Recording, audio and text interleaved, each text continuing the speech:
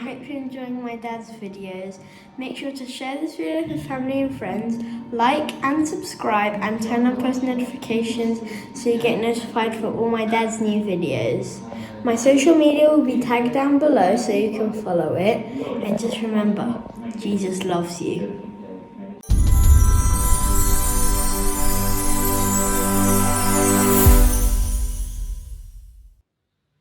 Hi guys, we're getting a lot of questions at the moment asking where to buy silver or gold, and of course there are many places in which you could, and this is not an endorsement, but we tend to use bullionbypost.com. They've got a wide range of gold and silver, and if you put in the code that we've listed here below, you'll get a 1 ounce silver coin on any order over £250.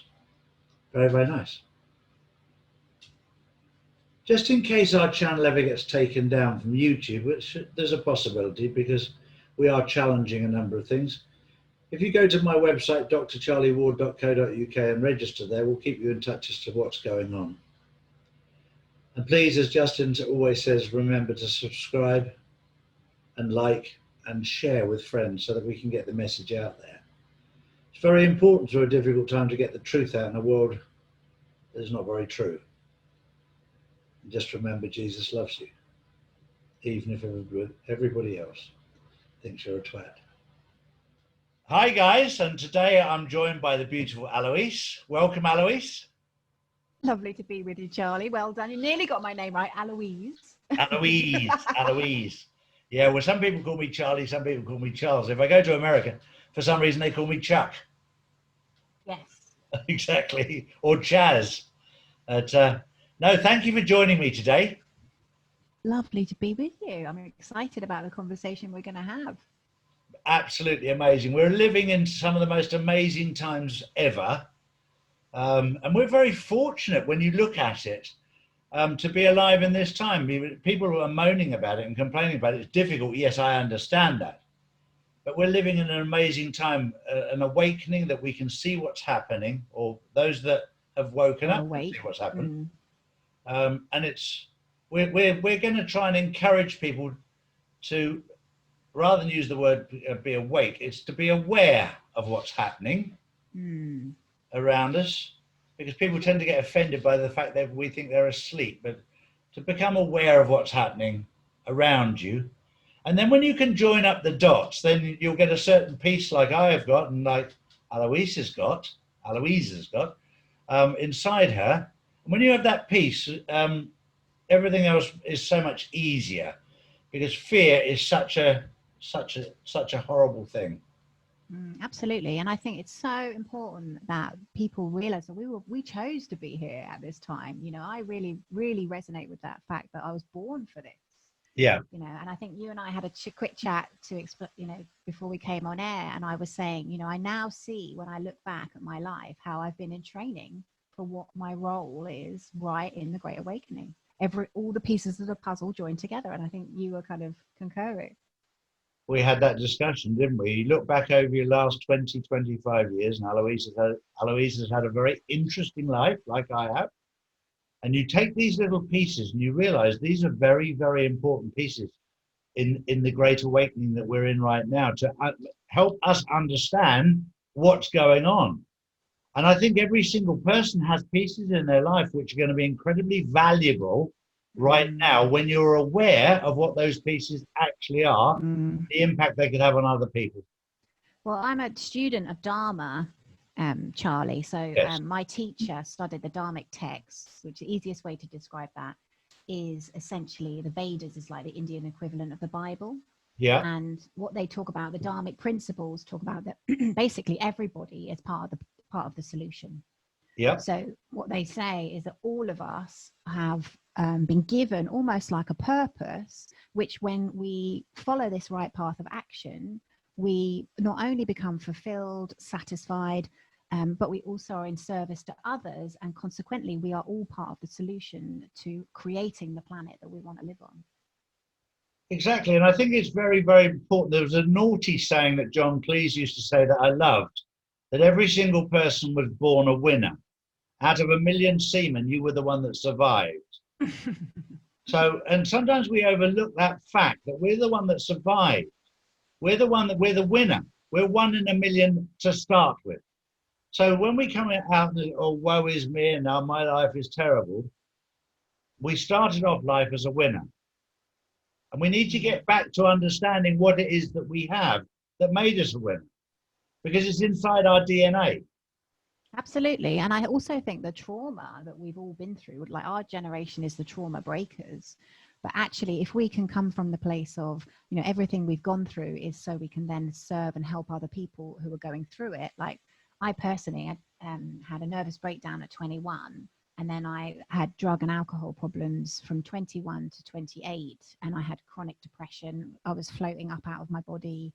I'd wanted to take my own life. But now I realize that all of that was to teach me the power of my thoughts and energy. Because now what I do is I help people understand how their kind of thoughts, their mental body, as well as their actions create their reality. So it was like the kind of harshest, but the best training at the same time. But I've said many, many times during this journey and before this journey is you learn very, very little from success. You learn from the hard things. Yeah. And you look at the people who've been successful in life and they've had a really tough journey. And most people never see that. And I liken it to when you build a house. The foundations are never ever seen once they're set. And the foundations of a lot of people have been very, very difficult, and we never ever see them. And we just look at this beautiful house and go, oh, that's beautiful. But you don't realize the hard work that went into the foundation of it. And that's the same with us as human beings. There's a lot of beautiful souls out there, but we don't realize how much hard work went into the foundation of that beautiful. Yeah, and I think when we come at it from the perspective that we almost agreed to that, like I love this idea of we've got contracts, and actually as much as it was rubbish, you know, going through all of that and, you know, having a family that had this history of depression and alcohol abuse, I know that it was for a purpose and for a reason. And I think once you can come from that standpoint, you know, you can then transmute that trauma that you've had and basically use it to help other people who are maybe a little bit behind you on their journey. Sure. And then that's where the fulfillment comes from, because obviously when we're serving others through our purpose and through what we have come through, then it's so rewarding. And I know you're getting that, you know, you're having, we came on air and you were saying, I'm just so enjoying what I'm doing at the moment. So you've got energy for it. Yeah. Yeah, very much so. And I don't know where the energy comes from, because Lee, who manages my diary, has been, if I was been plugging you in. if I was a hooker, I'd be absolutely happy.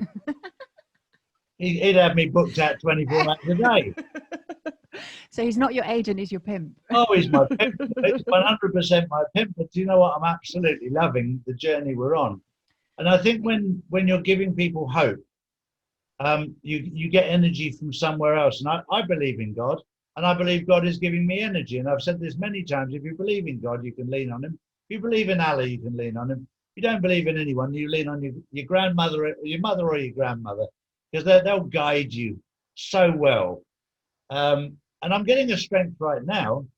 I sometimes need to manage my time better, because my wife is saying, well, it would be nice to see you once in a while. So, yeah. Well, I would also say you're in total energetic alignment. Like, that's a bit woo-woo term, but, you know, you're doing, you know, talking, communication is obviously your divine gift, you know, and you're in your element. And like we've just described, your whole life has been leading you really to this moment. And I can totally see that with my own life. I was sharing with Charlie before we came on line that, you know, I did recruitment in the city, but the skills that I learned, I was interviewing probably 4 or 5 people a day for about 10 or 12 years. And obviously with my channel, I'm interviewing constantly. And then so many of the skills that I learned, headhunting, all of that stuff, I'm using in my present day role with what I'm doing with the Dharma Life Academy. So, you know, it's very clever how all this stuff works, really clever. It's amazing how you and I have been given these little pieces of a puzzle that we thought were insignificant at the time in our lives, that have now become a very important part in the puzzle of life, of the great awakening that we're coming into. We thought nothing of them at the time. Yeah, absolutely. Well, I think one of the things that that we do in our community, so that we have this Dharma Life Academy and community. And actually what the Dharmic Principles talk about is you're always being guided, and you've got like this inner sat nav. And actually nobody's been taught how to use it, typical, we've been kept dumb purposefully. But once you tune in, once you really just listen to yourself, like I remember being in a job for 12 years and I got to the stage where I didn't want to be there anymore, but I was so trapped by the money and the idea of being a director and on a board that I didn't leave for about 2 years. And inside every day I was going, I don't want to be here, I don't want to be here. But I was scared and I didn't listen to myself. And consequently, I was what I call out of alignment with my Dharma. I wasn't listening to myself. And so one of the things that I love to do is explain those principles to people, because when you understand it, it just means that you can stay on this 5D timeline all the time. Yeah. Because you're in alignment with your right path of action.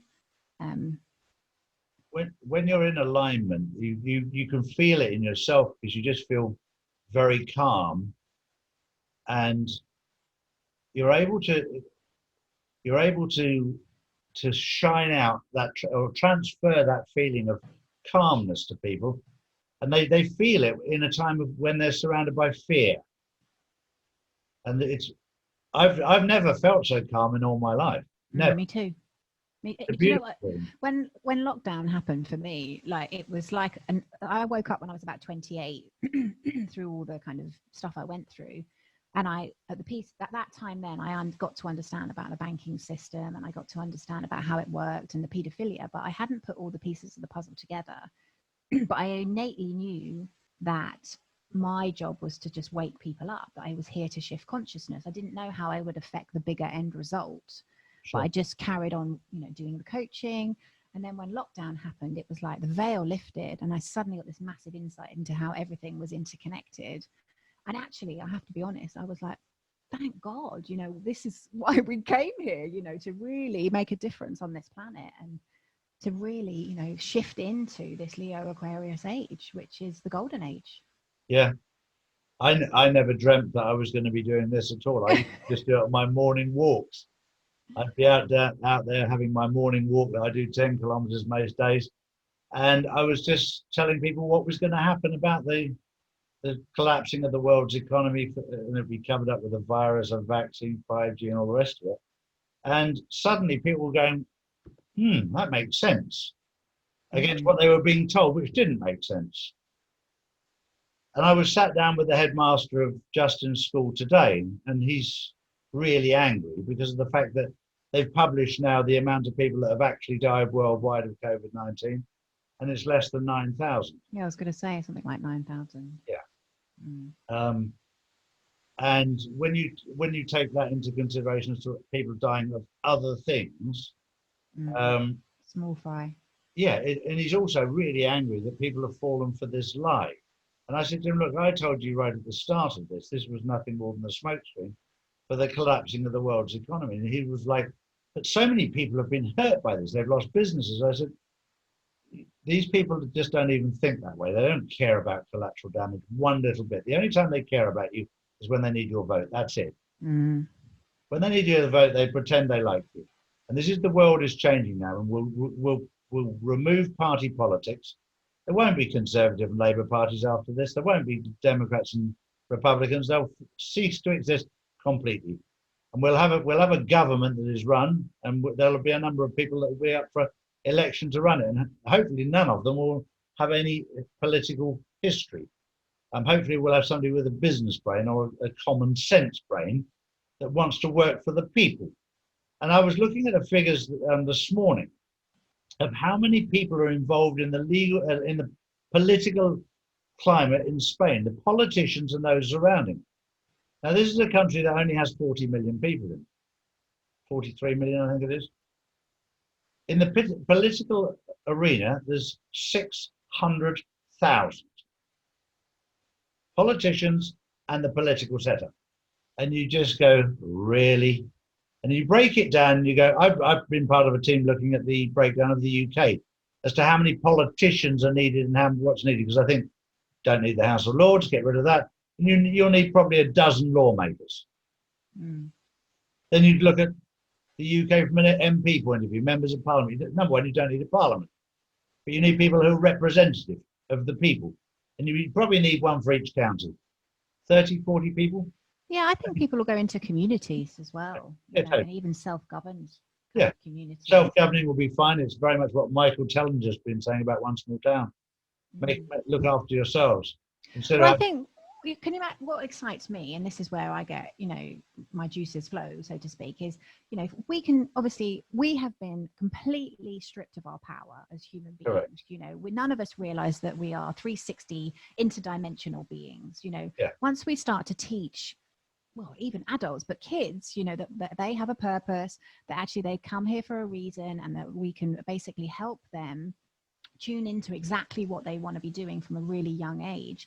Like, I've interviewed people, Charlie. I interviewed a girl on my podcast, and she, from a very young age, was encouraged by her mum to be a dancer. That was what she loved as a young girl. So the mum encouraged that. So she was automatically at a very young age doing her Dharma, following her purpose. She did that until she got an injury about 12 or 13. And at 12 or 13, I remember when I interviewed her, she said, well, I just looked at what other things I was passionate about and what else I really enjoyed. And I thought that was so refreshing, because obviously there was no stuff there.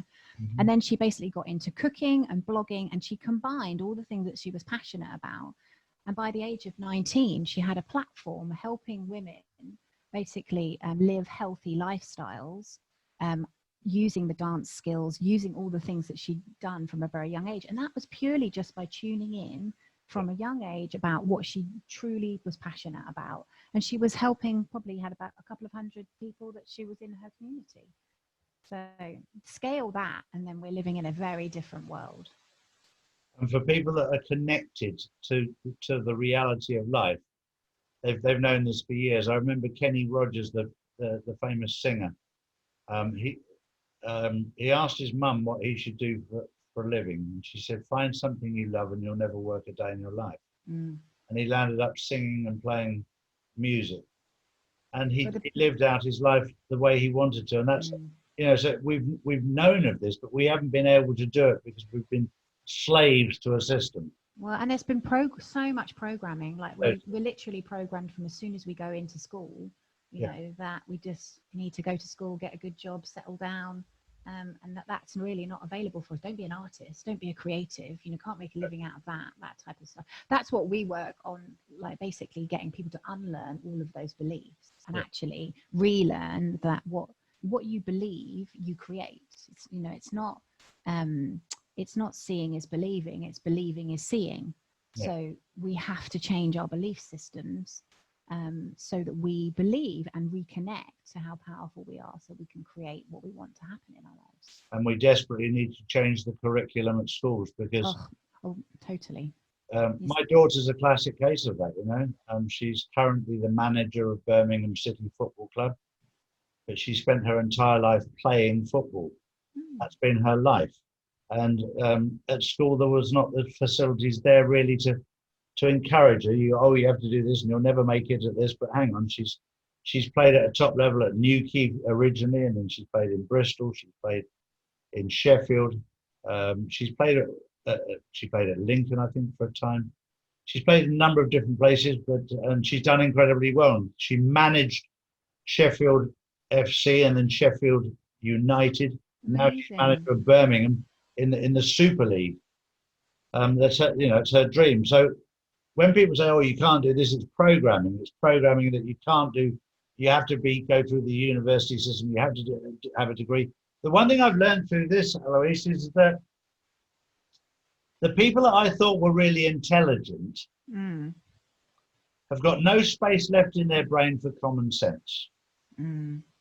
So when you need common sense, which you need right now, they're left wanting. Yeah, well, this is, you know, what Charlie Freak talks about, isn't it? Left brain, right brain. We've been conditioned to live in our left brain.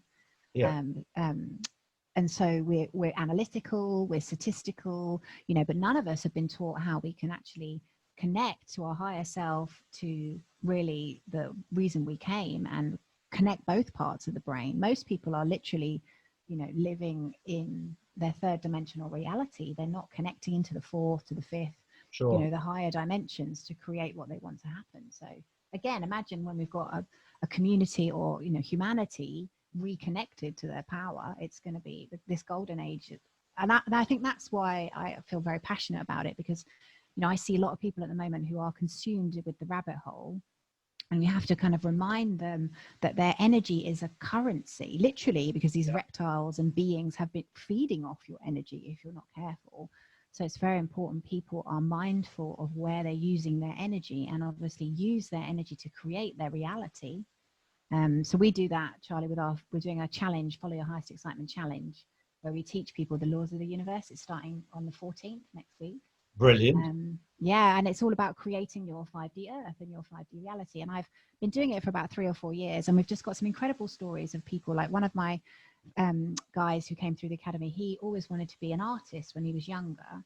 And of course, society told him, you can't do that. He's kind of late 40s. He got into film production because that was kind of something related that he quite liked, did it for a long time, and then got to a point where he wanted to leave, came to us, and we kind of got him to unlearn all the stuff he'd been taught about not being, you know, being able to make a living as an artist, and then relearn how powerful he is. And he quit his solely job. We manifested him a redundancy. He's now a full-time artist, and he's exhibited at the Oxo Tower. Oh, amazing. So yeah, it's, you know, it's anything's possible when you get the support, basically. Yeah, and you get rid of the shackles that just drag you down, that have sort of kept you down for so long. It's amazing when you see something shine and something change in people. It becomes very, very clear and very, very obvious when they shine through. And it's beautiful when you can see it. And so many people have become slaves to work, slaves to life. And they've never been able to actually express themselves in something that's inside that's probably incredibly beautiful.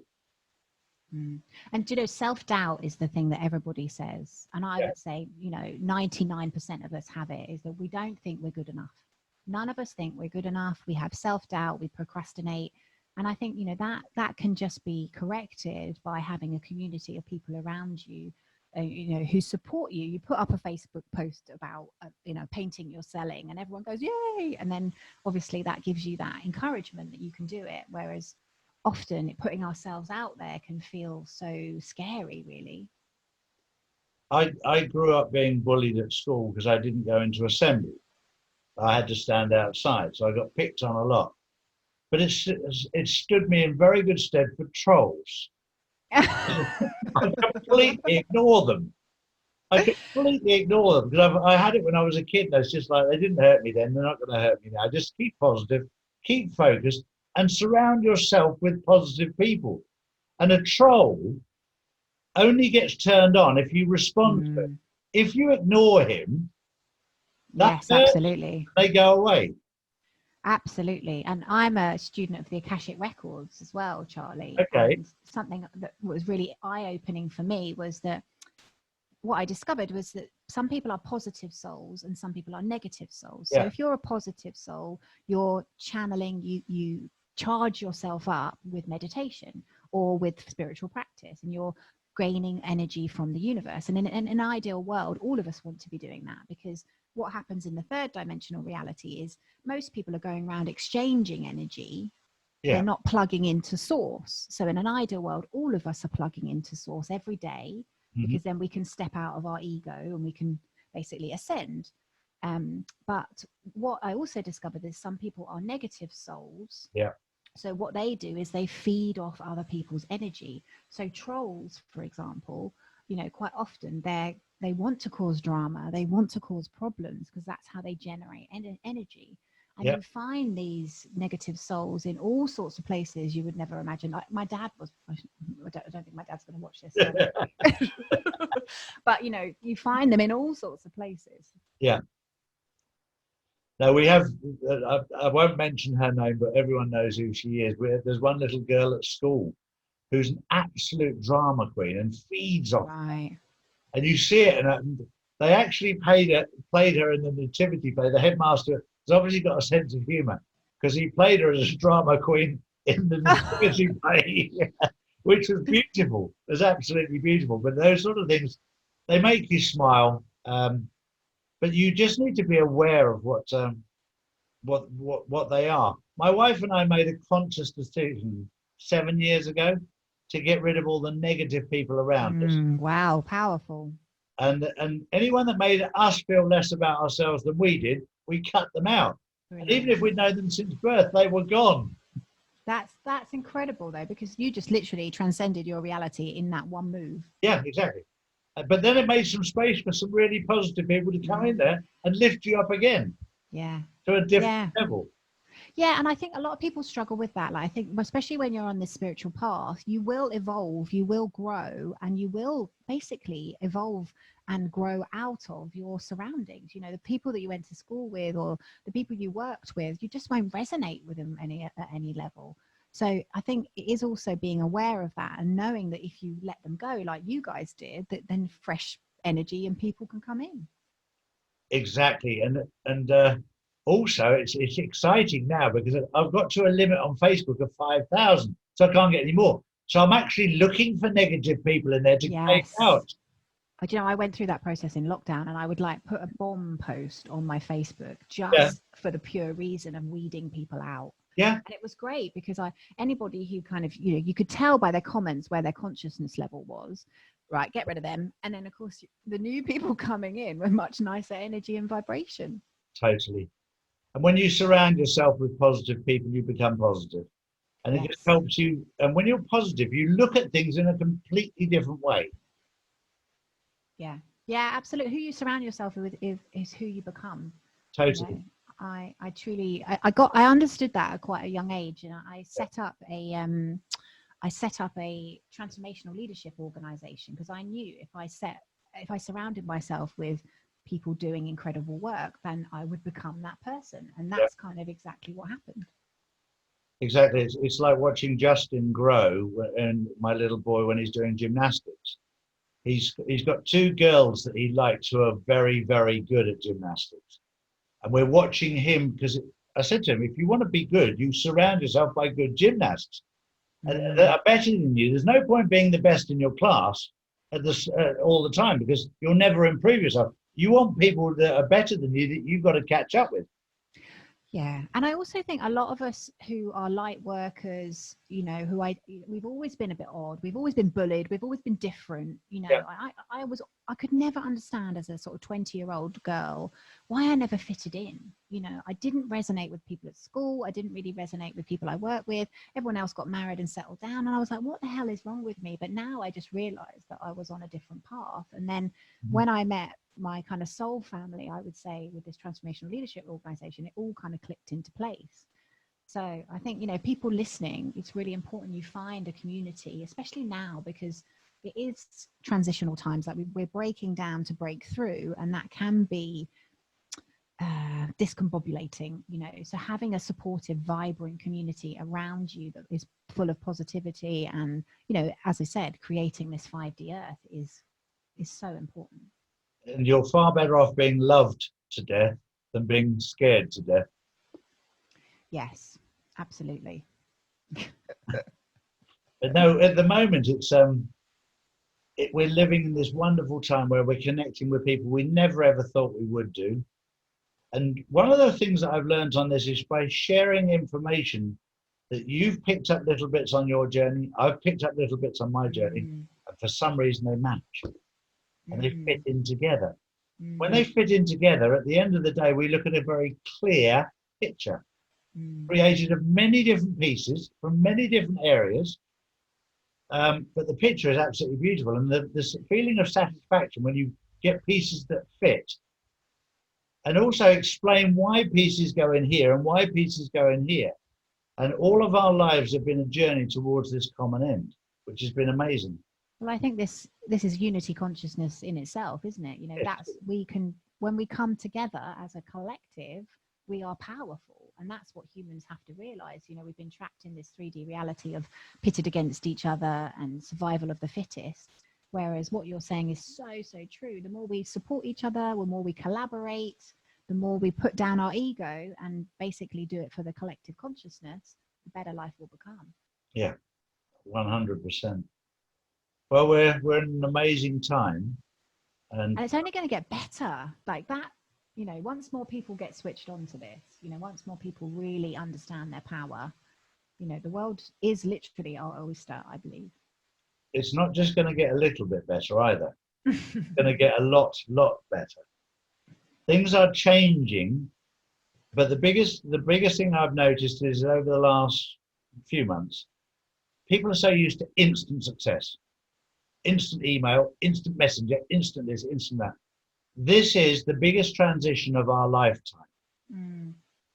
And it's taking down hundreds of years, if not thousands of years of corruption.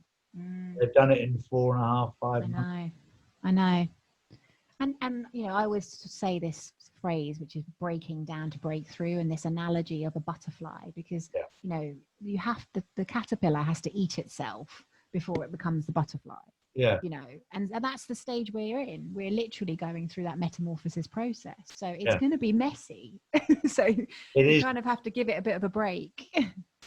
It's very interesting you said it's going to get messy. It is messy. And the messages I get are people just impatient. They want it all done.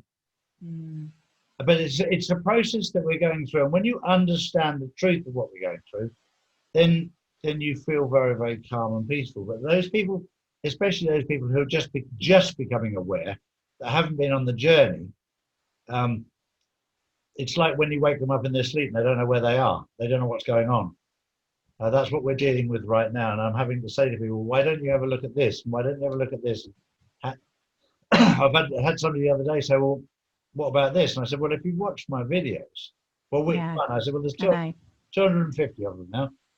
Have a look at those and see. Well, can you give me a handful? So probably the best thing to do is start at the beginning. Yeah, absolutely. But also we're in training. I'm one of the most, if you ask my husband, he'll tell you I'm pretty much, quite impatient and I want things to happen now. Instant gratification. But, again, if I look at my own journey, it's all been divinely orchestrated. Yeah. Because you can't suddenly lead a massive community of people if you've not really trained yourself. Sure. So I think people, if we come from it from a perspective of everything you're going through has been part of the future for you, then it gives you a different mindset and it gives you a different way of looking at your life. And nothing's random. That's the other thing I've really experienced. Things that I thought were random. Yeah. No, they're not. I just haven't been privy to the higher plan. Sure. Well, we're getting there, aren't we? Yeah. We're getting absolutely. there. What a journey. What an amazing journey. And I just think it's an incredible, absolutely. I was like, woohoo, this is going to happen. I'm going to see it and I'm going to be part of it. And, I get to say to my kids that I was part of the generation that stopped human trafficking. Yeah. And, we stood up and we were counted and, and I think we all have a role to play. And if people aren't sure of what their role is, then please come find me because that's my job. I consider myself a guide, a bridge into your Dharma, into your purpose, into your 5D earth. Well, that's absolute. What a wonderful note to finish on. I'm going to put your details on the top of the screen here and below so people can find you and find all of your stuff. But it's been absolute privilege to talk to you. Really lovely to talk to you too, Charlie. And if we can get the word out there to people and take away their fear, your fear will disappear when you start to understand when you become aware of what's actually happening. And what's actually happening is incredibly positive. Yes. Because the fear is making you think it's negative and it's not. It's very, very positive what's happening. Yeah, and it's also worth remembering that we're now in this Leo Aquarius age, which is all about personal sovereignty. Okay. So it's basically about the people taking back their power. So that is in the astrological phase that we are in humanity. So people are reawakening and then they're reconnecting to how powerful they are, the fact that they're multidimensional beings and the fact that they can do, be, have and create anything that they want. Absolutely amazing. Thank you very much. Hi, it's Justin and I hope you're enjoying my dad's videos.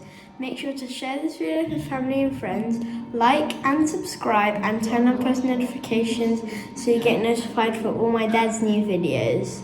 My social media will be tagged down below so you can follow it.